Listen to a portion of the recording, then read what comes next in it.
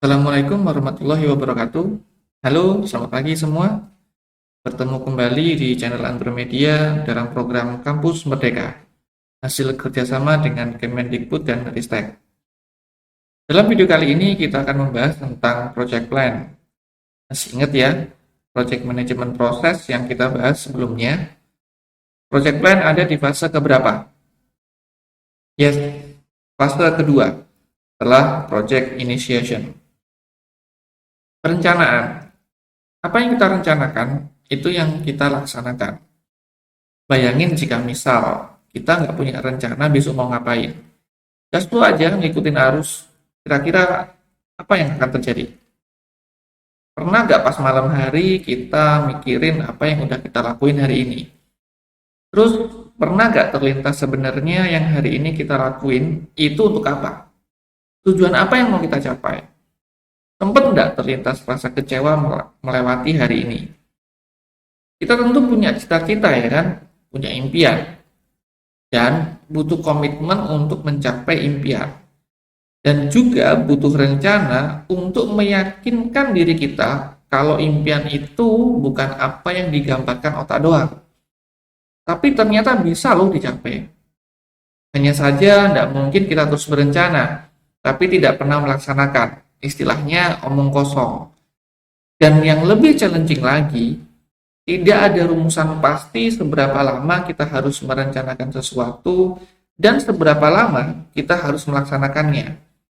Karena itu semua bergantung ke tingkat comfort kita, pengalaman kita, dan tentunya pengetahuan kita. Nah, dari pengetahuan ini, ya kita bisa sedikit lega ya. Setidaknya ada cara atau formulasi khusus yang bisa kita tiru dalam membuat perencanaan. Nah, di dalam proyek atau perencanaan proyek, ada 9 komponen yang bisa kita rencanakan. Mulai dari ruang lingkup sampai dengan resikonya. Kita bahas satu-satu ya. Komponen yang pertama adalah ruang lingkup. Merencanakan ruang lingkup berarti kita merencanakan bagaimana proyek dan produknya didefinisikan, divalidasi, dan dikontrol. Tentunya semua itu untuk kebutuhan acceptance dari kliennya. Dalam konsep integration dalam project management, ruang lingkup dibatasi oleh rencana pengelolaan proyek, yaitu sebuah rencana yang menjelaskan bagaimana proyek dijalankan, dipantau, dievaluasi, dan terakhir ditutup. Nah, dalam proyek yang sedang kalian lakukan kali ini, bagaimana rencana pengelolaan proyeknya bisa ditanyakan kepada mentor.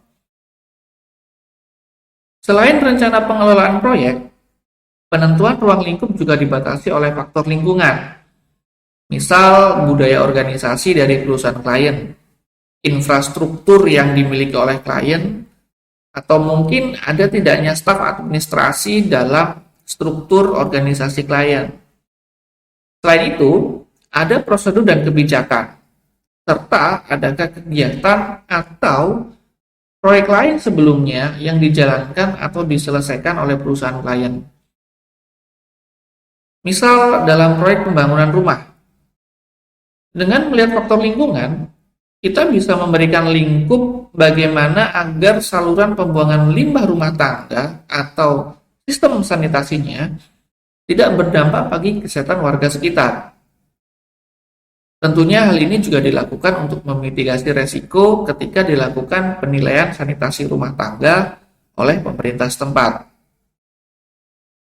Dalam menentukan ruang lingkup ini, dibutuhkan justifikasi dari pakar. Tentunya sesuai dengan bidangnya. Tidak mungkin kan kita berbicara lingkungan tetapi kita tidak berkonsultasi dengan pakar lingkungan dan kesehatan masyarakat. Pakar ini sebenarnya bisa hadir dalam dua bentuk, yaitu pakar secara profesi atau dalam bentuk kajian pustaka. Pada intinya, kita perlu insight sebelum menentukan lingkupnya. Jika secara profesi kita mendapatkan arahan secara langsung, tentunya dengan biaya yang lebih tinggi, maka kajian pustaka bisa menekan biaya, tetapi diperlukan waktu yang cukup lama dalam memahami kajian-kajiannya. Dari masukan dan justifikasi yang sudah kita lakukan, saatnya membuat statement of scope. yaitu statement mengenai ruang lingkup proyeknya.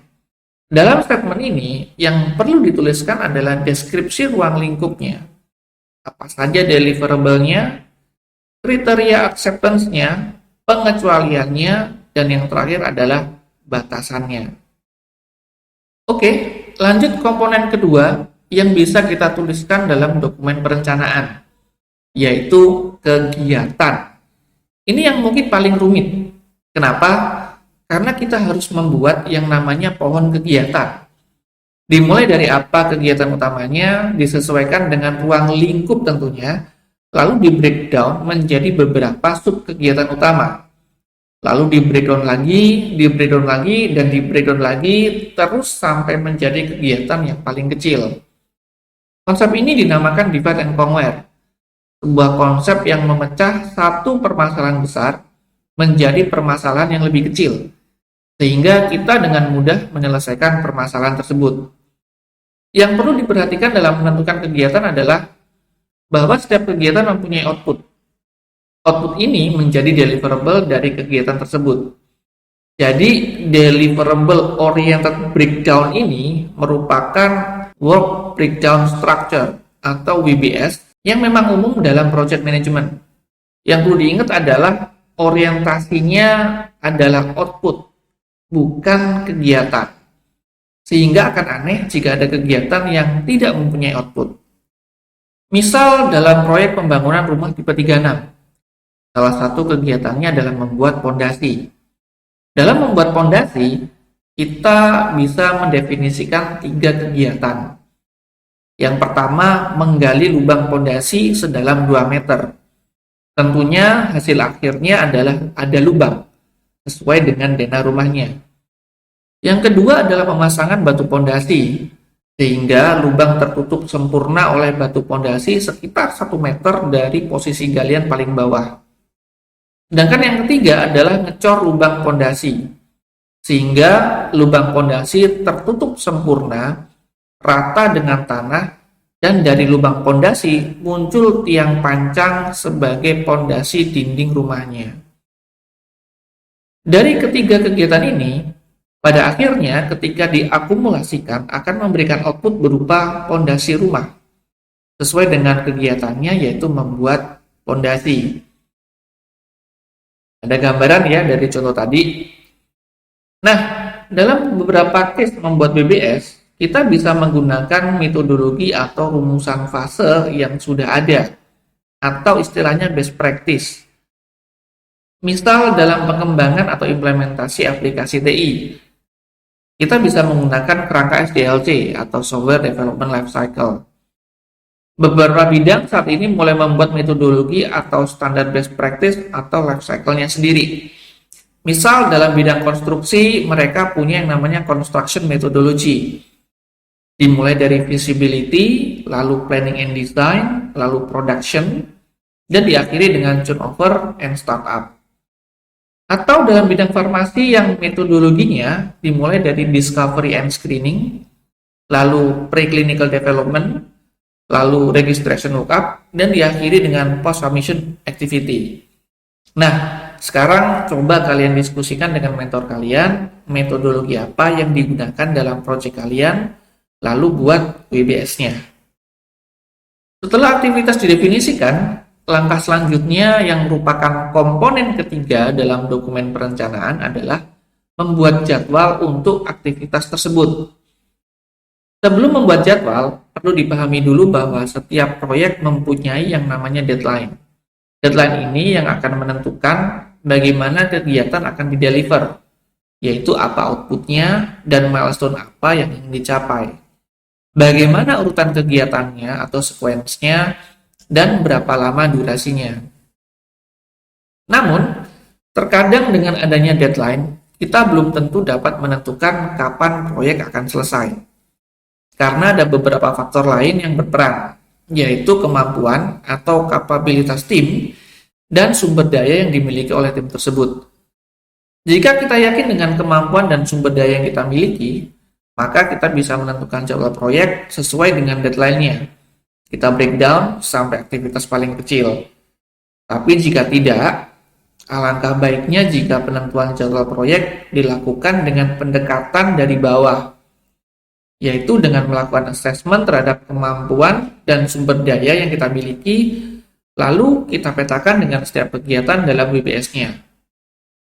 Jadi jelas ya, dalam menentukan jadwal ini, ada beberapa komponen yang harus kita pahami dan kita definisikan, yaitu urutan kegiatan, durasi tiap kegiatan, kebutuhan sumber daya di setiap kegiatan, dan batasan dalam halnya.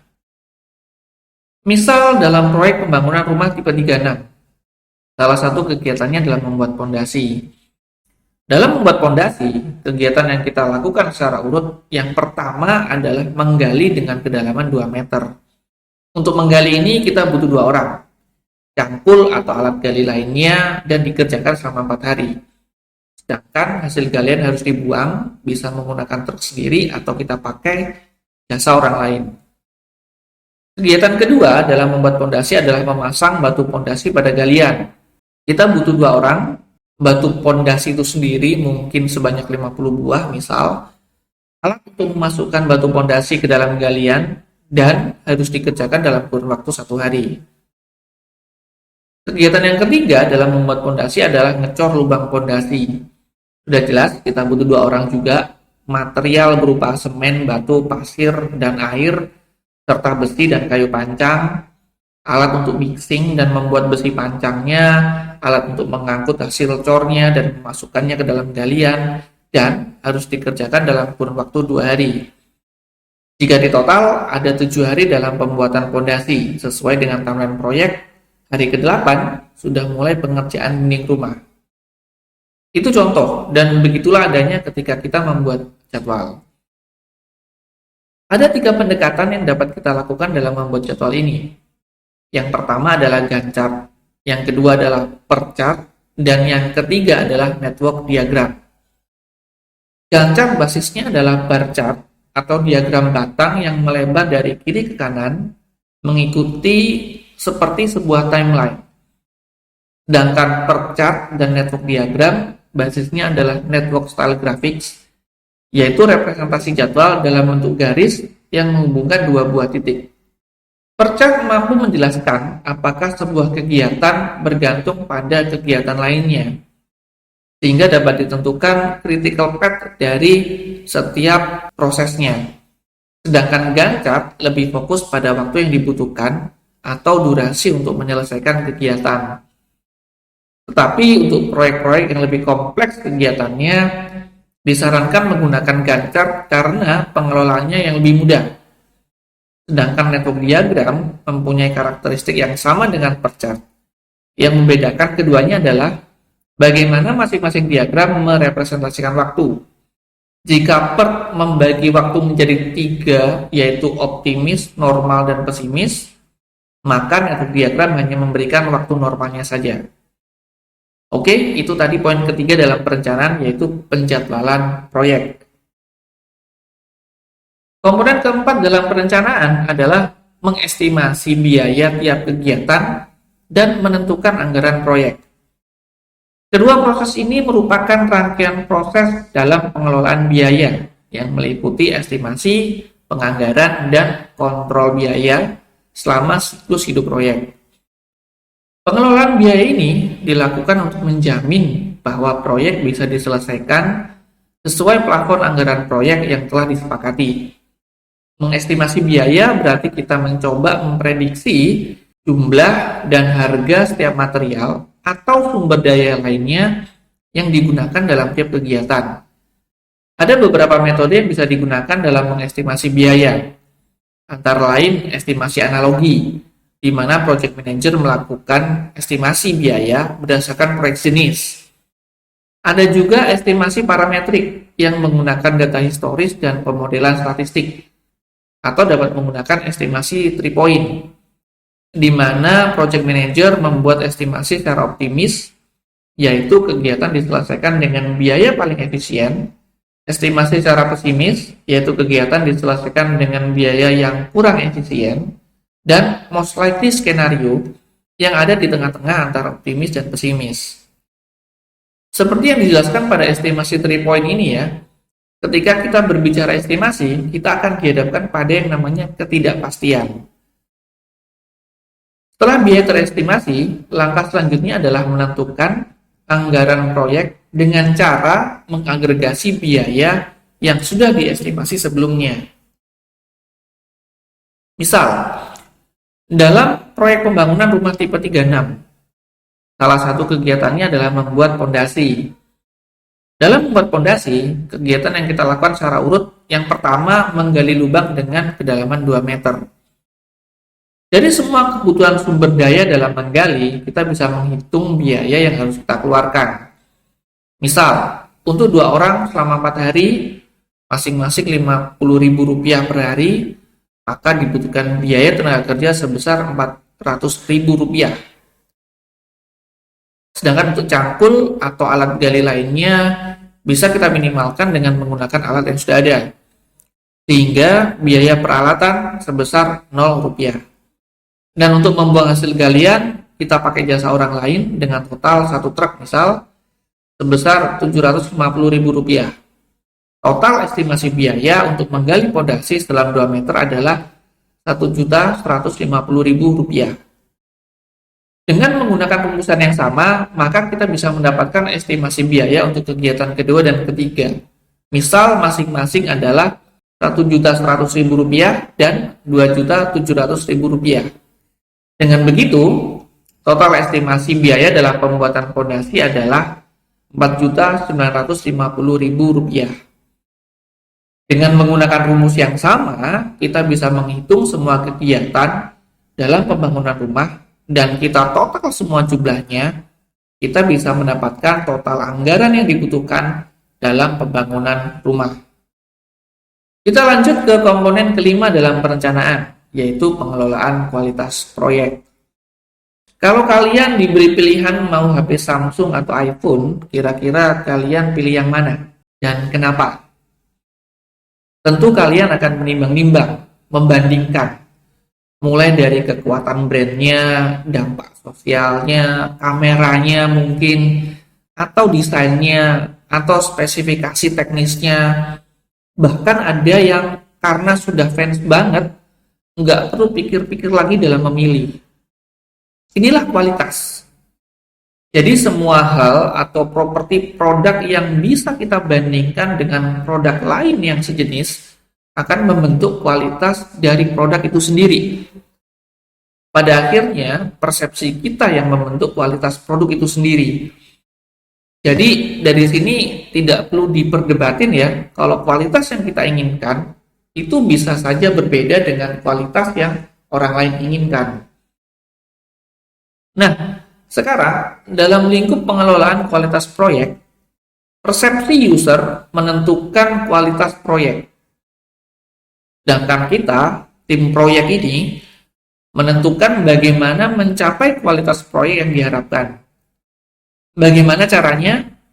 Yaitu dengan secara kontinu melakukan pengukuran semua aktivitas dan membuat langkah-langkah korektif sampai definisi kualitas tersebut terpenuhi.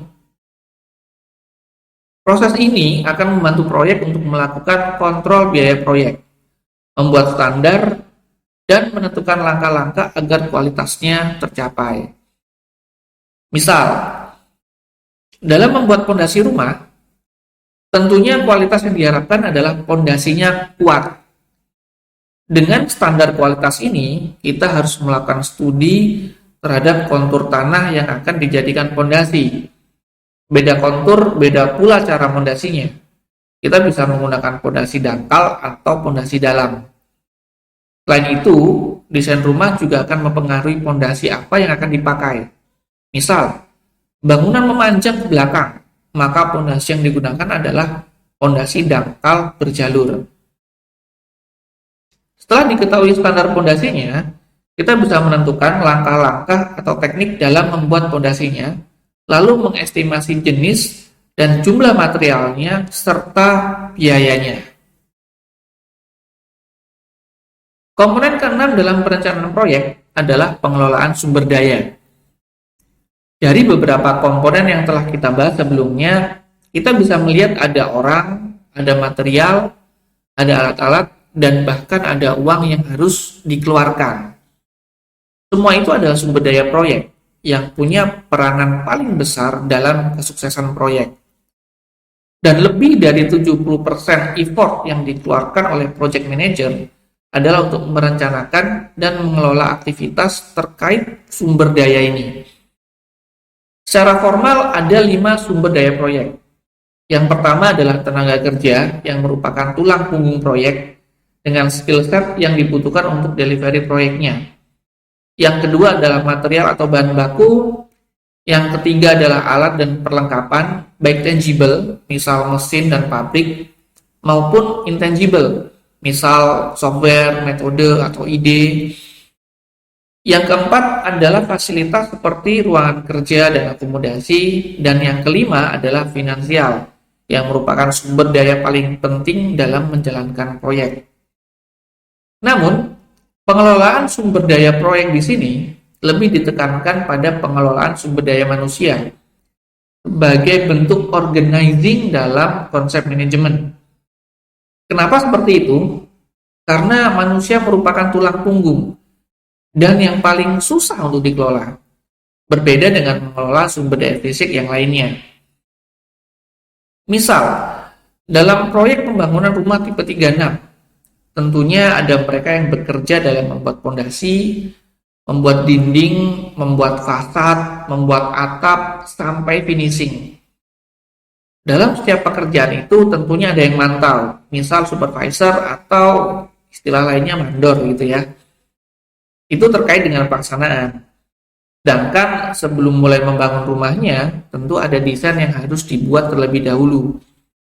Ada peran arsitek dan desainer di sini, di mana arsitek membangun konsep rumah sesuai definisi kualitas dari pemiliknya, dan desainer membuat rancangan yang mendukung konsep arsitekturnya, seperti finishing, dekorasi, jalur kelistrikan, bahkan jalur pipa dan pembuangan air. Semua orang-orang ini profesional di bidangnya, dan harus bekerja sama dalam mencapai kualitas yang diharapkan oleh pemilik rumah. Bayangkan gimana jadinya jika pemilik minta konsep rumah industrial, tapi arsiteknya tidak mampu menggambarkan konsepnya. Ditambah lagi setelah mulai dibangun, ternyata fondasinya tidak mampu mendukung konsep rumah industrial pada kontur tanah yang lembek. Yang jadi malah rumah terkesan dibangun seadanya, dan selang beberapa bulan muncul retak-retak pada dinding. Jadi, perlu banget untuk membuat struktur organisasi yang lebih formal untuk menjelaskan siapa mengerjakan apa dan bertanggung jawab ke siapa.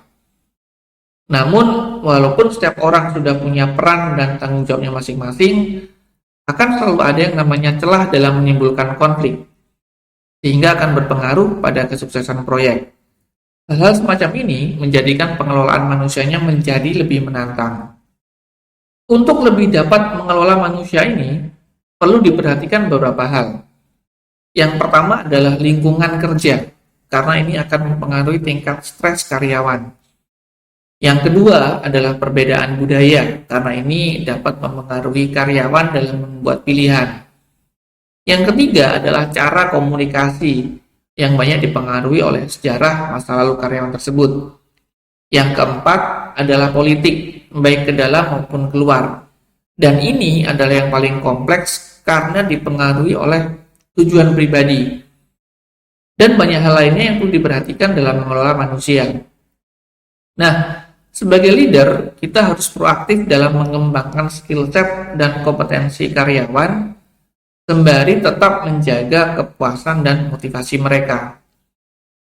Berbeda dengan pengelolaan manusia, pengelolaan sumber daya fisik berkonsentrasi pada pengalokasian dan penggunaan sumber daya yang dibutuhkan untuk menyelesaikan proyek dalam cara yang efektif dan efisien. Untuk melakukannya, tim harus punya data terkait permintaan sumber dayanya, konfigurasi sesuai standar permintaannya, dan bagaimana pasokannya. Cukup panjang juga ya terkait perencanaan, itu masih 6, kurang 3 komponen lagi yang akan kita bahas di video selanjutnya. Oke, sekian untuk video kali ini. Semoga dapat mengilhami kalian dalam memahami 6 komponen dalam perencanaan proyek. Wassalamualaikum warahmatullahi wabarakatuh.